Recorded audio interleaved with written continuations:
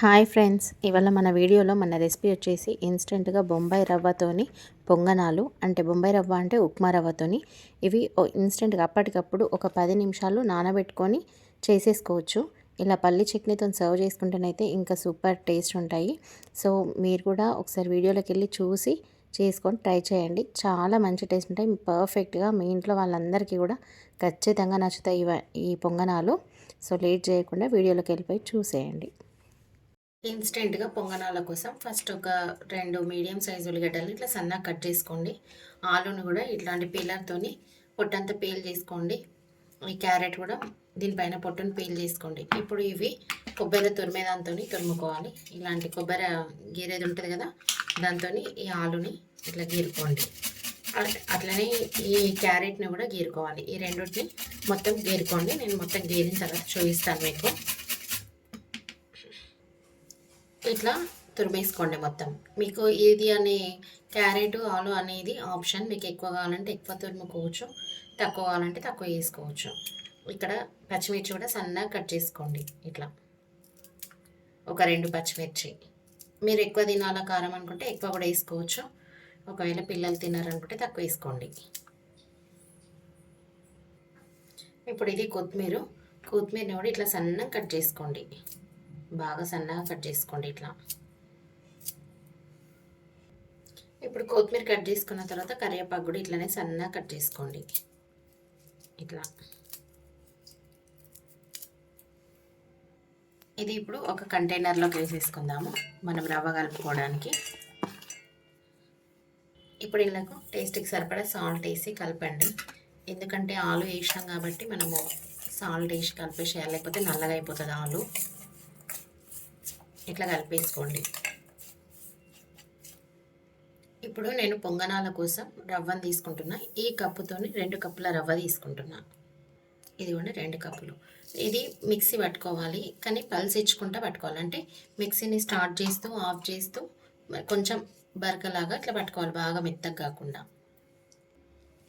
రవ్వ మిక్సీ అయింది చూడండి. ఇట్లా మరీ మెత్తగా కాకుండా ఇట్లా కొద్దిగా రవ్వలాగా కూడా ఉండాలి. ఇప్పుడు ఇది మనము ఇళ్ళకి వేసి కలిపేసుకుందాము. ఇట్లా వేసేసుకోండి. ఇప్పుడు ఇళ్ళకు ఒక టీ స్పూన్ జీలకర్ర వేసుకోండి.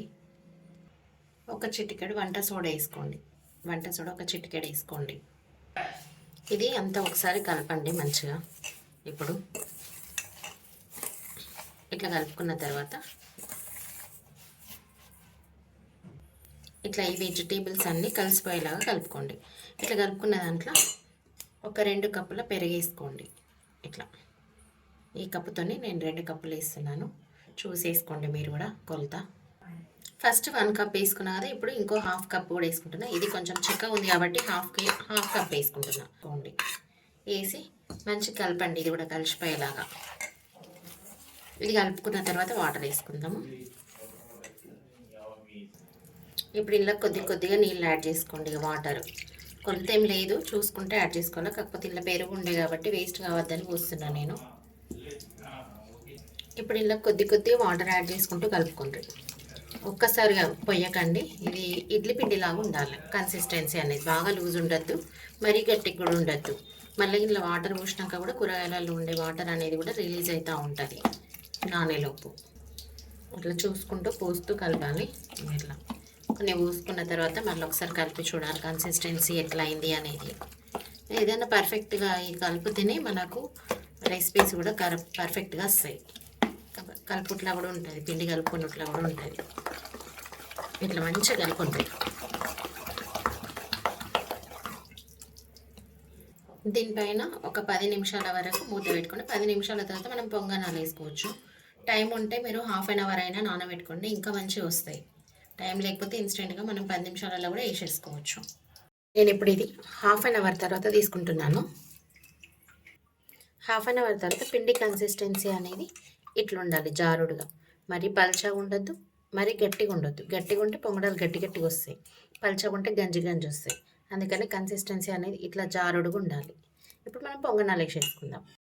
పొంగనాల కోసం ఫస్ట్ ఇట్లా ప్యాన్ పెట్టుకోండి. ప్యాన్ పెట్టుకున్న తర్వాత వీటిలోకి కొద్దిగా ఆయిల్ వేసుకోండి. ఇవన్నిట్లకి ఇట్లా. ఈ ఆయిల్ హీట్ అయ్యేంత వరకు ఫ్లేమ్ హై పెట్టుకోండి. ఇప్పుడు నూనె వేడైంది. నూనె వేడైన తర్వాత మంటని చిన్నగా పెట్టేసుకోండి, చిన్నగా అడ్జస్ట్ చేసుకోండి. ఇప్పుడు ఈ గుంట పొంగనాలని ఒక్కొక్కటి ఈ గుంటలల్లో వేసేసుకోండి.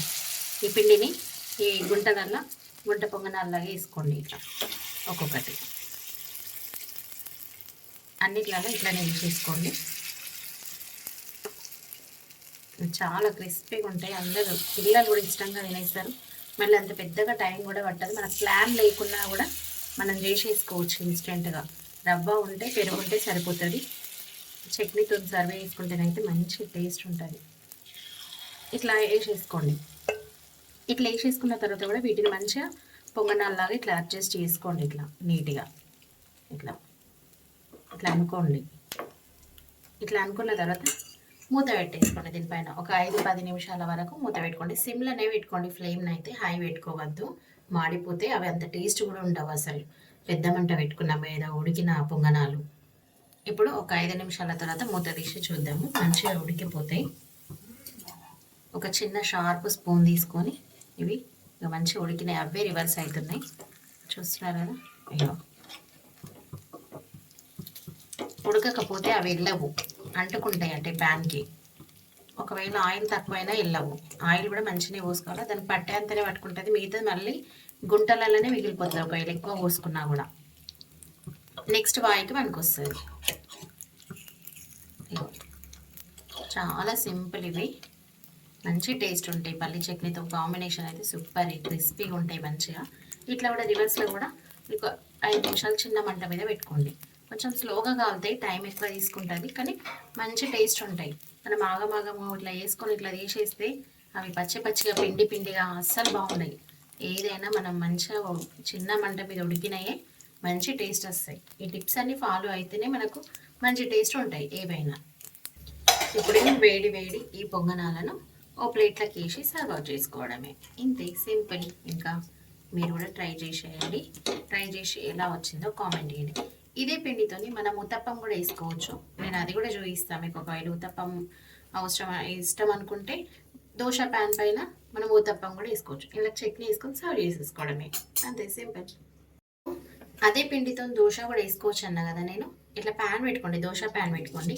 దోశ ప్యాన్ పెట్టుకొని ఇక్కడ ఆయిల్ అప్లై చేసుకోండి. ప్యాన్కి మంచిగా ఆయిల్ మంచిగా అప్లై చేసుకోవాలి, లేకపోతే అంటుకుంటుంది, వెళ్ళదు.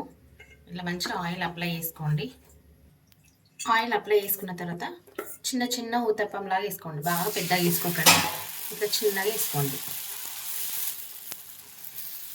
ఇంకా కొంచెం లూజ్ చేసుకున్నా సరిపోతుంది పిండి, లేకపోయినా ఇట్లా వేసుకోండి చిన్న చిన్న ఊతప్పంలాగా. పిల్లలకు బాక్స్లో పెట్టడానికైతే, స్నాక్స్ బాక్స్లకు ఇంకా బాగుంటాయి. ఇంకా దీనిపైన మూత పెట్టేసుకోండి. ఇప్పుడు సిమ్లో పెట్టుకోండి, మంట పెట్టుకొని మూత పెట్టేసుకోండి. ఒక్క 5 నిమిషాల తర్వాత మూత తీసి చూడండి. చూడండి ఎంత ఈజీగా వెళ్ళిపోయింది. ఆయిల్ మంచిగా అప్లై చేసుకుంటే ఇట్లా ఈజీగా వెళ్ళిపోతుంది. రివర్స్లో కూడా ఒక 5 నిమిషాలు కాల్చుకోండి మంచిగా. ఇంతే, సింపుల్. ఊతప్పం కూడా రెడీ, పొంగనాలు కూడా రెడీ. వీడియో నచ్చితే లైక్ చేయండి, ఫ్యామిలీ అండ్ ఫ్రెండ్స్కి షేర్ చేయండి. మరెన్నో మంచి మంచి రెసిపీస్ కోసం మా ఛానల్ని అయితే సబ్స్క్రైబ్ చేసుకోండి. సబ్స్క్రైబ్ చేసుకున్న వెంటనే బెల్ బటన్ ప్రెస్ చేసి ఆల్ అనే ఆప్షన్ని ప్రెస్ చేయండి. అప్పుడు మేము వీడియోస్ అప్లోడ్ చేసిన వెంటనే మీకు నోటిఫికేషన్ వచ్చేస్తుంది. Okay friends, thanks for watching my video.